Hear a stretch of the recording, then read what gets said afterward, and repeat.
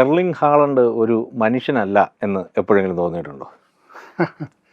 അത് വല്ലാത്തൊരു ചോദ്യമാണ്. അദ്ദേഹത്തിൻ്റെ ശരീരഘടനയും അദ്ദേഹത്തിൻ്റെ മൈതാനത്തെ പ്രകടനങ്ങളൊക്കെ അമാനുഷികമാണെന്ന് തോന്നിപ്പിക്കുന്ന തരത്തിൽ പലരും ചിന്തിക്കാറുണ്ട്. പക്ഷേ അല്പം മുമ്പ് ഐവറി കോസ്റ്റിനെതിരെ നടന്ന മത്സരത്തിൽ ഏറെ നേരവും അദ്ദേഹം ഒരു സാധാ മനുഷ്യനായിരുന്നു എന്നുള്ളതാണ് വാസ്തവം. ശരിയാണ്. പക്ഷേ ഹാളണ്ട് ഈ ഗോൾ മുഴുവൻ ഇങ്ങനെ അടിക്കുകയാണല്ലോ. ഇപ്പം ഏറ്റവും ഒടുവിൽ ഐവറി കോസ്റ്റിനെതിരെ അടിച്ച് ഹാളണ്ടിൻ്റെ നോർവേക്ക് വേണ്ടിയുള്ള 60ാമത്തെ ഗോളാണ്. ഇവിടെ ഇതിപ്പോൾ എവിടെ ആണെങ്കിലും ജർമ്മൻ ബുണ്ടസ്ലീഗയിൽ കളിക്കുമ്പോഴായാലും പിന്നീട് ഇംഗ്ലീഷ് പ്രീമിയർ ലീഗിൽ വന്ന് മാഞ്ചസ്റ്റർ സിറ്റിക്ക് വേണ്ടി കളിക്കുമ്പോഴായാലും ഗോൾ മെഷീനാണ് എർലിംഗ് ഹാളണ്ട് അല്ലേ. ഹാളണ്ട് ഗോൾ അടിക്കുന്ന കാണുമ്പോൾ നമുക്കൊരു സംശയം തോന്നാറുണ്ട്, അദ്ദേഹം ഒരു മനുഷ്യനാണോ എന്ന്. ഇപ്പോൾ ഷമീർ പറഞ്ഞ പോലെ ഞാൻ ഈ ലോകകപ്പിന് നോർവേ ഇങ്ങനെ ഒരു വളരെ ആകാംക്ഷയോടെ നോർവേയുടെ ഓരോ മത്സരങ്ങളും കാണുമ്പോഴും ഞാനിങ്ങനെ കൂടുതൽ നോക്കിയിരിക്കാറുള്ള ഹാളണ്ടിനെയാണ്. ഹാളണ്ട് എന്ത് ചെയ്യുന്നു. അങ്ങനെ പറയുമ്പോൾ പറഞ്ഞ ശരിയായി, ഇന്ന് ഐവറി കോസ്റ്റിനെതിരെ ഹാളണ്ട് കാര്യമായി ഒന്നും ചെയ്തിട്ടില്ല, അധ്വാനിച്ചില്ല എന്ന് തന്നെ പറയാം. പക്ഷേ എന്നിട്ടും ഒരു ഗോൾ വളരെ ഈസി ആയിട്ട് അവരുടെ വിന്നിംഗ് ഗോൾ നേടാൻ ഹാളണ്ടിന് സാധിക്കുകയും ചെയ്തു. അത് എനിക്ക് തോന്നുന്നത് തീർച്ചയായും ഹാളണ്ട് ഒരു വലിയ എഫേർട്ടൊന്നും എടുത്തിട്ടുണ്ടായിരുന്നില്ല. പക്ഷേ പന്ത് മുന്നിൽ കാണുമ്പോൾ അദ്ദേഹത്തിൻ്റെ റിഫ്ലക്സ് മാത്രമേ ഉണ്ടായിരുന്നുള്ളൂ. കാല് മുന്നോട്ട് പോകുന്നു, ടച്ച് ചെയ്യുന്നു, ഗോളാവുന്നു. അത് ഈ പന്ത് വന്നു കഴിയുമ്പോൾ ഇതുപോലുള്ള സ്ട്രൈക്കർമാർക്ക് അറിയാതെ സംഭവിക്കുന്നതായിരിക്കും. ഈ നമ്മൾ ക്രിക്കറ്റിലാണെങ്കിൽ ഈ കോപ്പി ബുക്ക് ശൈലിയിൽ കളിക്കുക എന്ന് പറയും. ഇപ്പോൾ രാഹുൽ ദ്രാവിഡും നമ്മുടെ KL രാഹുലും ഒക്കെ കളിക്കുന്നത് വളരെ ഷോട്ടുകളൊക്കെ കണ്ടു കഴിഞ്ഞാൽ അതൊക്കെ കോപ്പി ബുക്ക് ശൈലിയിലുള്ള ഷോട്ടുകളാണെന്ന് പറയും.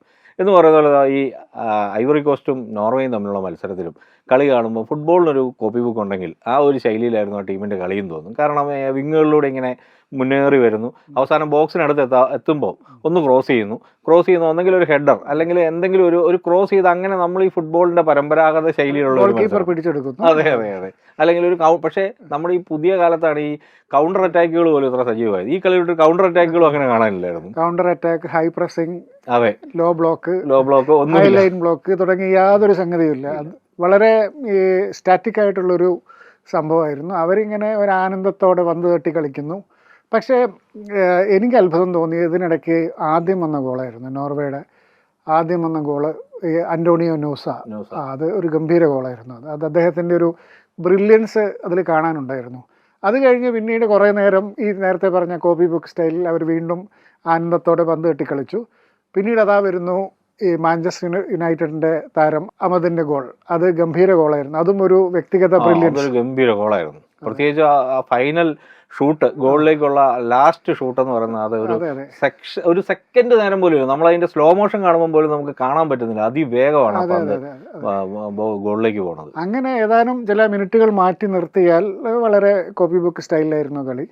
പക്ഷേ ഈ ദിവസത്തിന്റെ തുടക്കത്തിൽ നടന്ന ഞെട്ടിപ്പിക്കുന്ന സംഭവങ്ങൾ ഇതിന് ഒട്ടും ചേരുന്നില്ല. ജർമ്മനിയും നെതർലൻഡ്സും രണ്ടും ഒരു നാണയത്തിന്റെ രണ്ട് വശങ്ങൾ പോലെ ഒന്നിനു പിന്നാലെ ഒന്നായി ഈ ലോകകപ്പിൽ നിന്നും പുറത്തായി.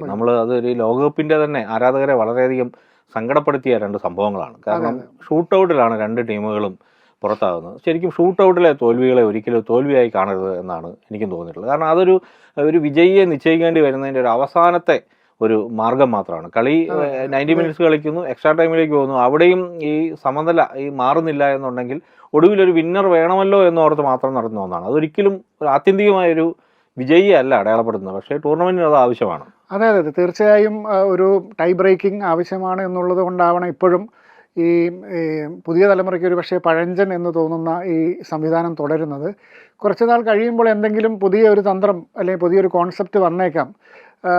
ഒരുപക്ഷെ അത് ചിന്തിക്കാൻ ഒരു കാരണം എന്താണെന്ന് വെച്ച് കഴിഞ്ഞാൽ ഈ മോഡേൺ ഫുട്ബോൾ കളിക്കുന്ന പല ടീമുകളുടെയും പരാജയം സംഭവിക്കുന്നത് ഈ ഷൂട്ടൗട്ടിലാണ്. അവർ ഓപ്പൺ ഗെയിമിൽ വളരെ നന്നായി കളിക്കുകയും വളരെ നന്നായി ഡിഫെൻഡ് ചെയ്യുകയും സേവ് ചെയ്യുകയും ചെയ്യുന്ന ടീമുകൾ അല്ലെങ്കിൽ ഗോൾ കീപ്പർമാർ ഈ ഷൂട്ടൗട്ട് വരുമ്പോൾ മാനസിക സമ്മർദ്ദത്തിലായി പോകുന്നത് നമ്മൾ കാണുന്നുണ്ട്. അതേസമയം ഷൂട്ടൗട്ടിൽ ഇപ്പം കഴിഞ്ഞ ദിവസം മൊറോക്കോയുടെ മത്സരത്തിൽ യാസീൻ ബോനോയുടെ ഒരു സേവ് ഉണ്ടായിരുന്നു. അതാണ് അവരെ രക്ഷിച്ചത്.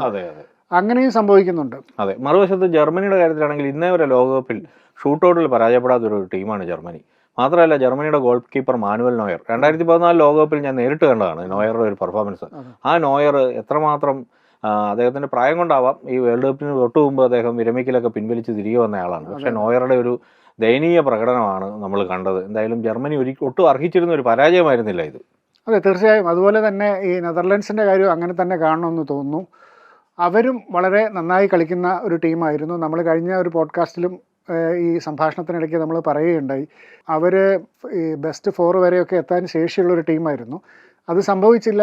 ഇതേ പ്രശ്നം ഈ അവർ തുടർച്ചയായിട്ട് കഴിഞ്ഞ 12 വർഷത്തിനിടയ്ക്ക് 3-ാം തവണയാണ് അവർ ഷൂട്ടൗട്ടിൽ പുറത്താവുന്നത്. 2014 സംഭവിച്ചു, 2022 സംഭവിച്ചു, ഒടുവിൽ ഇപ്പോഴും 2018 അവർ ക്വാളിഫൈ ചെയ്തിരുന്നില്ല.